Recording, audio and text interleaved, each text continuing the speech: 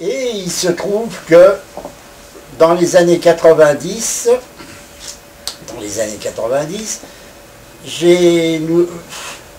mon agent, TF1 et autres ont voulu tourner le dernier scénario que j'avais créé avec François Truffaut et qui était une énorme saga. Bon, au cours de ce tournage, de ce montage, de cette affaire qui était absolument abominable, j'ai rencontré une camarade, ici présente, Emmanuelle de Maurice, qui par ailleurs, qui travaillait pour TF1 à cette époque, et j'étais au courant de ce qu'elle faisait. Or, elle a tourné tout de suite après, c'était après, oui, après, elle a tourné un documentaire. Comment? Pendant. Comment? Pendant. Elle tournait un documentaire qui s'appelle Mémoire de Pierre, sur des souvenirs de tailleurs de pierre, d'une carrière de Seine-et-Oise. Ça m'avait beaucoup plu. Et elle a tourné dans des conditions particulièrement héroïques. Et ensuite, elle est partie, mais je la voyais très très souvent, parce que ma femme était malade, on se voyait, elle s'occupait beaucoup de ma femme, elle était devenue très copine de ma femme, etc. Bref, on se voyait, nous étions assez au courant de tout ce qu'elle faisait, et en particulier, quand elle est partie faire un voyage en Italie et au Moyen-Orient, pour faire un documentaire, elle avait une idée sur les rapports entre les vivants et les morts. Bon, je me suis intéressé à ça, j'ai même fait l'introduction, j'ai joué l'introduction. Et puis, elle est partie, et c'est là qu'elle a échoué après divers parcours, elle a échoué à Alexandrie, où elle a découvert on peut pas, un bidonville si on veut, mais plutôt j'appellerais ça une cité informelle, c'est-à-dire des maisons qui étaient construites par des gens sur une nécropole gréco-romaine, et dans lesquelles ils vivent de façon assez précaire même, et elle a découvert chez ces gens, en particulier une première famille, une grande liberté d'esprit. Elle était absolument étonnée et charmée par ces gens. Alors du coup, le projet sur les vivants et morts a évolué, a bifurqué, et c'est devenu, elle a fait connaissance avec une série de gens, plusieurs familles dans cette cité informelle, et elle a petit à petit, à la suite de plusieurs voyages, elle a accumulé une documentation, puis plus qu'une documentation, sont des scènes véritablement jouées par les gens. Et ça a continué jusqu'en 2003. Et là, elle a commencé, elle a tourné à peu près 200 heures de film à peu près. Et elle a commencé un pré-montage qui faisait environ 30 heures, qu'elle m'a montré. J'ai trouvé ça passionnant. Tous ces gens m'ont plu, ils sont tellement drôles, tellement dynamiques, etc. J'étais charmé. Et à ce moment-là, évidemment, la production qui a été complètement effondrée. Eux, ce qu'ils voulaient, c'est leurs 52 minutes pour la télé, quoi. Bon, elle leur a fait leurs 52 minutes, et puis ensuite, eh ben, je me suis dit, ma femme est morte entre-temps. Et puis j'ai appris à ma banque que avec mes droits d'auteur qui rentraient pas mal, ils rentrent de moins en moins parce que mes films deviennent de plus en plus vieux. Et je me suis dit que je pouvais mettre des fonds dans cette affaire. On a décidé de fonder une petite maison de production. Et voilà comment.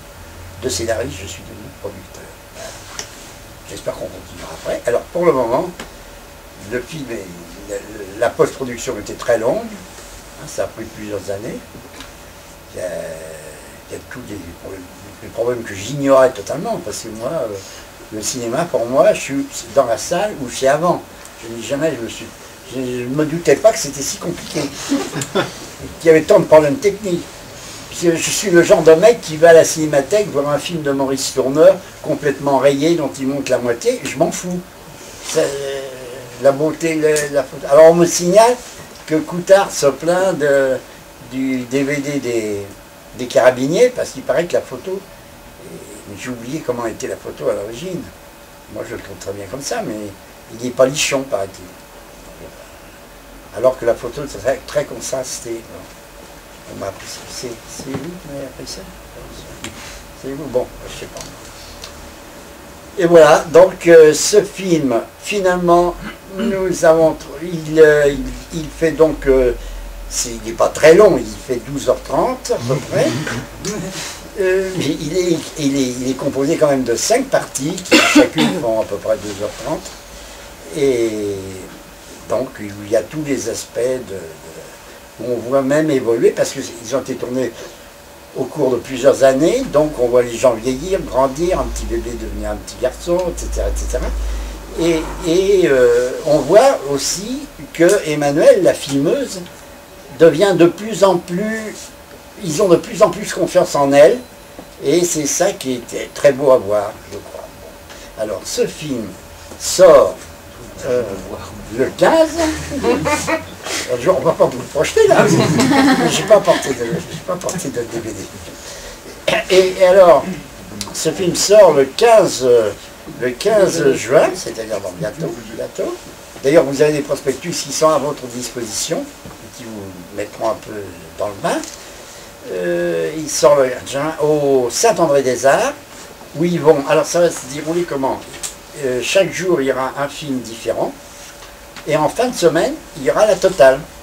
Et tous les gens qui auront du courage pour voir la totale, ils peuvent n'en voir qu'un, évidemment. Mais ceux qui auront envie de voir la totale, et c'est très intéressant de voir la totale, parce que vous voyez, d'abord, les premiers rapports de la cinéaste avec les gens, ensuite ces rapports deviennent plus familiers, elle rentre dans la vie des gens, et de film en film, on voit ça se développer, puis l'évolution des affaires sentimentales des gens entre eux. Par exemple, il y a une famille, il y a la femme qui en a marre, qui fout le camp, ensuite elle revient, etc. etc. On voit donc, c'est pour ça que j'aime pas qu'on appelle ça documentaire, puisque c'est comme un film de fiction, il se passe des choses. Vraiment, c'est pas des gens qu'on regarde comme des insectes ou des indigènes, n'est-ce pas, qu'on interviewe de temps en temps en leur faisant dire ce qu'on a envie qu'ils disent. Là, ils sont en totale liberté et en communion avec la filmeuse. Et voilà. Et donc, donc au Saint-André-des-Arts, au Lincoln, ça sera le même processus. Hein? Non, c'est juste le 5 parce qu'ils ont du 35. Ils ont du 35 mm. Ouais. Parce que je ne savais pas aussi que, je me disais, c'est chouette, on tourne en numérique, ça coûte pas cher, etc. L'ennui, c'est qu'il y a des cinémas qui ne sont pas équipés en numérique, et on est obligé de transformer les films en 35 mm, et là, c'est cher.